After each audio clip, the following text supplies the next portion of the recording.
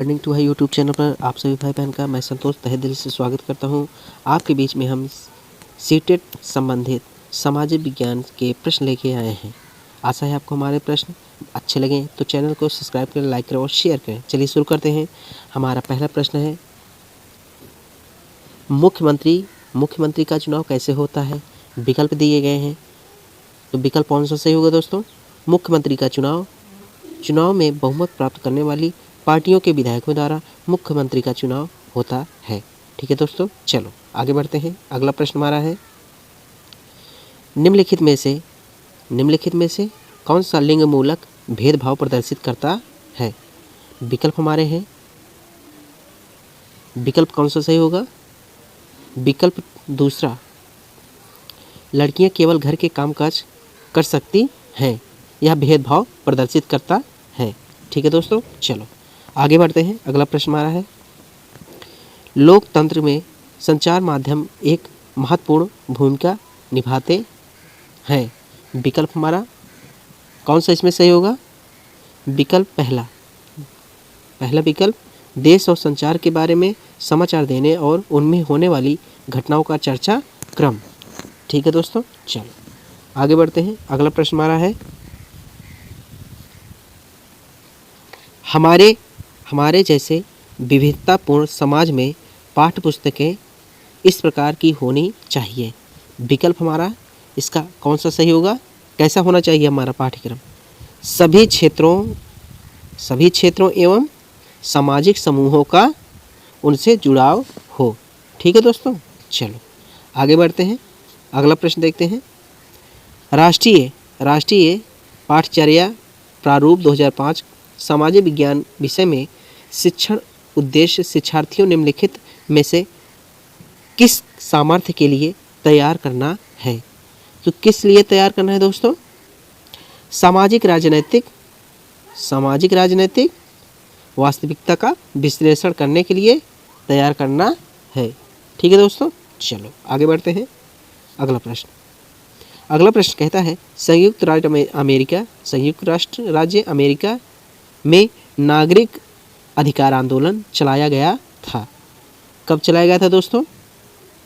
समान अधिकार तथा नस्ल भेदभाव को समाप्त करने की मांग को लेकर संयुक्त राज्य अमेरिका में नागरिक अधिकार आंदोलन चलाया गया था। ठीक है दोस्तों, चलो आगे बढ़ते हैं। अगला प्रश्न हमारा है, किस काल में कर प्रथा का विशिष्ट महत्व था? तो किस काल में कर प्रथा का विशिष्ट महत्व था? वह काल था गुप्त काल। ठीक है दोस्तों, चलो आगे बढ़ते हैं। अगला प्रश्न देखते हैं। अगला प्रश्न कहता है, पृथ्वी द्वारा सूर्य के चारों ओर घूमने को कहा जाता है। क्या कहा जाता है दोस्तों? विकल्प हमारा कौन सा सही होगा? उस प्रक्रिया को परिक्रमण कहा जाता है। ठीक है दोस्तों, चलो आगे देखते हैं। अगला प्रश्न, निम्न में से किस भारतीय साहित्यिक धरोहर का अर्थ है? निम्न में से किस भारतीय साहित्यिक धरोहर का अर्थ है? विकल्प है, कौन सा विकल्प सही होगा? विकल्प दूसरा, उपनिषद भारतीय साहित्यकार का धरोहर का अर्थ है। ठीक है दोस्तों, चलो आगे बढ़ते हैं। अगला प्रश्न हमारा है, खालसा की स्थापना करने वाले निम्न में से कौन थे? तो कौन थे? खालसा का स्थापना करने वाले गुरु गोविंद सिंह जी थे। ठीक है दोस्तों, चलो आगे बढ़ते हैं। अगला प्रश्न, विश्व शांति का विचार किस मुगल शासक ने आगे बढ़ाया? विश्व शांति का विचार किस मुगल शासक ने आगे बढ़ाया? उस मुगल शासक का नाम अकबर था। ठीक है दोस्तों, उस मुगल शासक का नाम अकबर था। उसने विश्व शांति का विचार मुगल शासक के रूप में आगे बढ़ाया। ठीक है, चलो आगे बढ़ते हैं। अगला प्रश्न, कित्तूर के ब्रिटिश विरोधी आंदोलन का नेतृत्व किसने किया? कित्तूर के ब्रिटिश विरोधी आंदोलन का नेतृत्व किसने किया? तो विकल्प कौन सा सही होगा? पहला विकल्प सही होगा, रानी चेन्नम्मा ने कित्तूर के ब्रिटिश विरोधी आंदोलन का नेतृत्व किया। ठीक है दोस्तों, चलो आगे बढ़ते हैं, अगला प्रश्न देखते हैं। भारत में मुंडा जनजाति किस क्षेत्र में निवास करती है?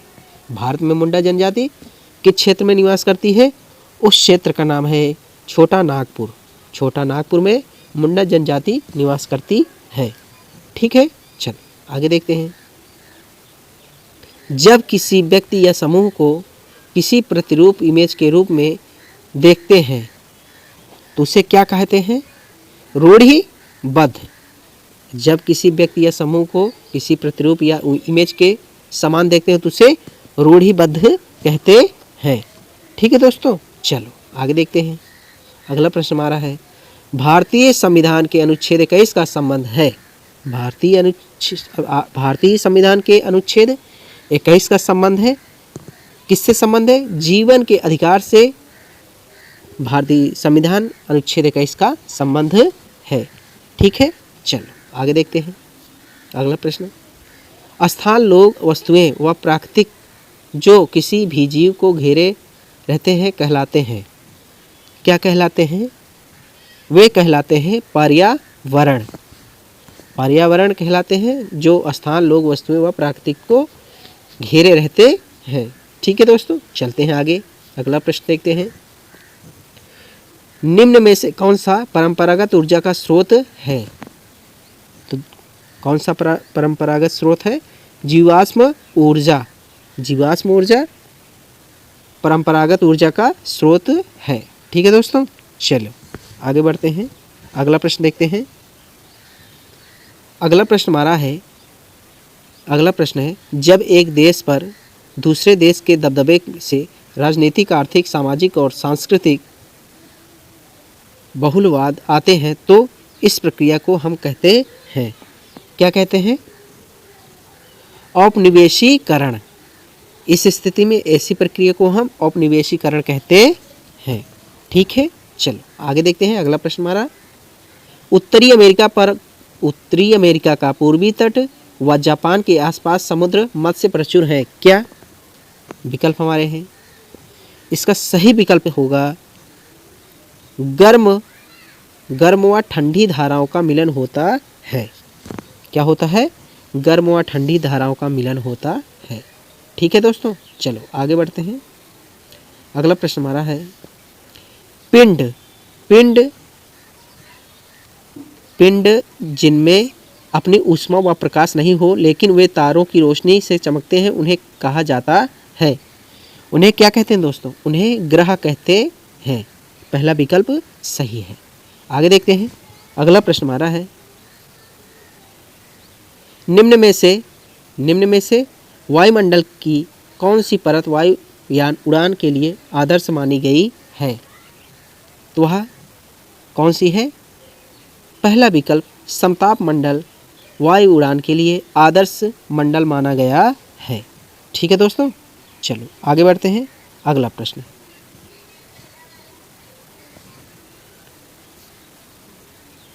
अगला प्रश्न हमारा है,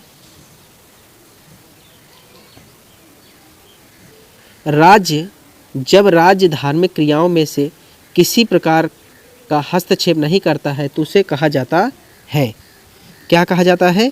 प्रभुसत्ता, राजतंत्र, स्वेच्छाचारी, धर्म निरपेक्ष। तो उसे हम धर्मनिरपेक्ष कहते हैं। ठीक है दोस्तों, चलो आगे बढ़ते हैं। अगला प्रश्न देखते हैं। अगला प्रश्न हमारा है, संसाधन जो किसी क्षेत्र में पाए जाते हैं परंतु जिनका अभी उपयोग नहीं किया गया है उन्हें कहा जाता है? क्या कहा जाता है? संभावित संसाधन। संभावित संसाधन उन्हें कहते हैं। ठीक है दोस्तों, आगे बढ़ते हैं। अगला प्रश्न देखते हैं। जब कोई शिलाखंड दबाव व कठोरता के कारण परतदार शैल में बदल जाते हैं तो उन्हें कहते हैं? क्या कहते हैं? अवसादी शैल। उन्हें हम अवसादी शैल कहते हैं। ठीक है दोस्तों, आगे बढ़ते हैं। अगला प्रश्न देखते हैं। अगला प्रश्न है, जब बहुत सी औद्योगिक इकाइयाँ एक दूसरे के नज़दीक स्थित होती हैं और अपनी नज़दीकी का लाभ उठाती हैं तो वह कहलाता है? क्या कहलाता है?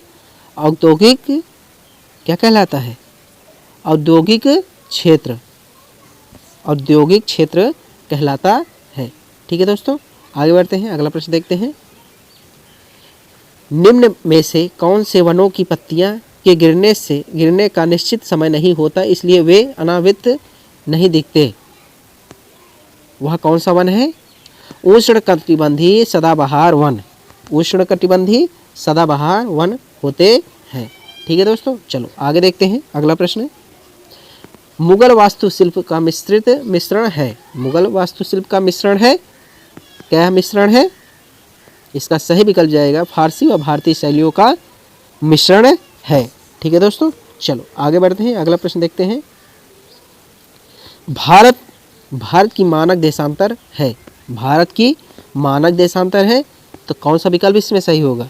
इसका सही विकल्प जाएगा 82 डिग्री 30 पूर्व देशांतर। 82 डिग्री 30 पूर्व देशांतर। चलिए दोस्तों आगे बढ़ते हैं। अगला प्रश्न देखते हैं। अगला प्रश्न है,